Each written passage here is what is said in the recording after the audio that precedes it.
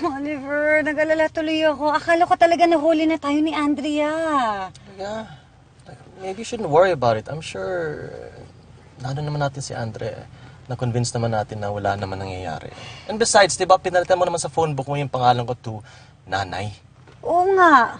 Pinalitan ko nga, kaso isang beses tumawag yung totoong nanay ko.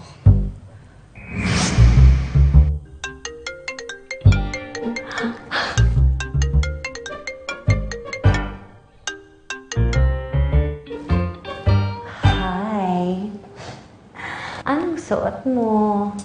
Rebecca, ikaw ba yan? Bakit mo tinatanong kung anong suot ko? Eh di Dustin, bakit ikaw? Nay? Eh sino ka ba?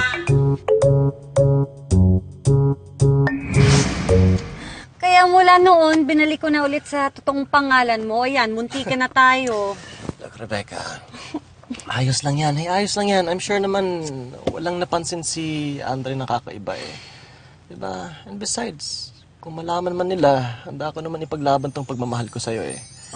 Kaya nga hindi ako pupunta ng Singapore para tanggapin yung offer na yun, diba? As a matter of fact, nag-set up na ako ng studio dito.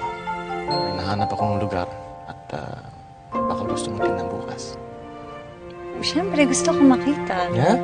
Yun nga lang, magulo pa, hindi ko pa nasa-set up. Pero may lugar na talaga. Pwede na ba mag-pictorial doon? Ano bang klaseng pictorial ang gusto mo? Yung pang-passport picture. Na naka-two-piece? Pwede. Pwede yan. O, sexy passport photoshoot. Pero hanggang dito lang